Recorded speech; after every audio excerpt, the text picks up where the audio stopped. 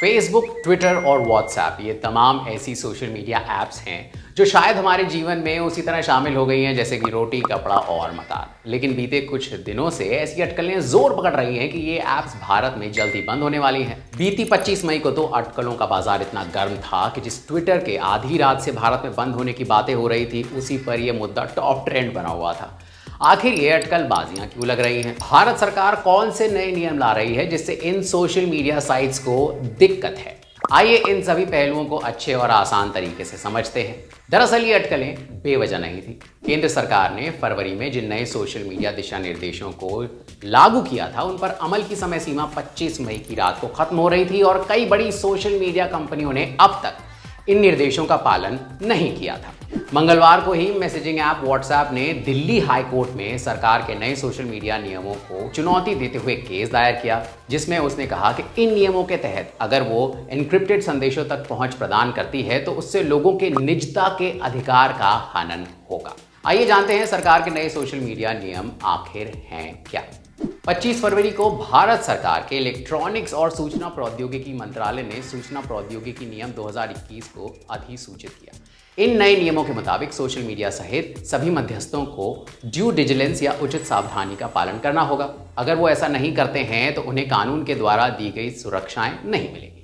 साथ ही ये नियम मध्यस्थतों को शिकायत निवारण तंत्र स्थापित करने को कहते हैं और उपयोगकर्ताओं, विशेष रूप से महिला उपयोगकर्ताओं की ऑनलाइन सुरक्षा और गरिमा सुनिश्चित करने की जिम्मेदारी मध्यस्थ पर डालते हैं। इन नियमों के अनुसार गैर कानूनी जानकारी को हटाने की जिम्मेदारी थी मध्यस्थतों की और उन्हें उपयोगकर्ताओं को सुनने का अवसर देना होगा और एक स्वैच्छिक उपयोगकर्ता सत्यापन तंत्र की स्थापना करनी होगी। साथ ही जिन सोशल मीडिया मध्यस्थों के 50 लाख से ज्यादा उपभोक्ता हैं, उनके लिए सरकार ने कहा है कि उन्हें देश में एक मुख्य अनुपालन अधिकारी की नियुक्ति करनी होगी जो अधिनियम और नियमों के अनुपालन को सुनिश्चित करने के लिए जिम्मेदार होगा। साथ ही इन बड़े मध्यस्थतों को कानून प्रवर्तन एजेंसियों के साथ 24 घंटे समन्वय के लिए एक नोडल संपर्क अधिकारी की नियुक्ति करनी होगी और एक शिकायत अधिकारी की नियुक्ति करनी होगी जो शिकायत निवारण तंत्र के अंतर्गत काम करेगा। इन पदों पर उन्हीं लोगों की नियुक्ति होगी जो भारत के निवासी हों। साथ ही तमाम शिकायतों और उन पर की गई कार्रवाई से जुड़ी रिपोर्ट हर महीने प्रकाशित करनी होगी। सोशल मीडिया साइट्स को इन नियमों से क्या दिक्कत है? तमाम सोशल मीडिया साइट्स का कहना है कि इन नियमों को मानने पर उन्होंने अपने उपभोक्ताओं के साथ जो प्राइवेसी का वादा किया उसका उल्लंघन होगा। व्हाट्सएप के प्रवक्ता ने कहा कि मैसेजिंग ऐप से चैट को ट्रेस करना हमें व्हाट्सएप पर भेजे हर संदेश का फिंगरप्रिंट रखने के लिए कहने के बराबर है, जो एंड टू एंड इंक्रिप्शन को तोड़ देगा और मौलिक रूप से लोगों के निजता के अधिकार को कमजोर कर देगा। वहीं ट्विटर ने इलेक्ट्रॉनिक्स और सूचना प्रौद्योगिकी मंत्रालय से नए नियमों का पालन करने के लिए 3 और महीने का समय देने का आग्रह किया है।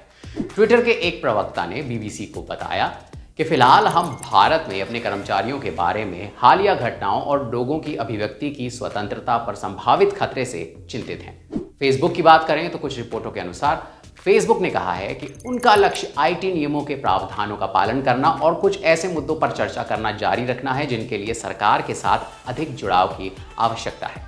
आईटी नियमों के अनुसार वे परिचालन प्रक्रियाओं को लागू करने और दक्षता में सुधार करने के लिए काम कर रहे हैं। एक तरफ सरकार कह रही है कि ये नियम जनता के हित में हैं और इससे पारदर्शिता आएगी, तो वहीं सोशल मीडिया साइट्स का कहना है कि ये नियम प्राइवेसी पर खतरा पैदा करेंगे।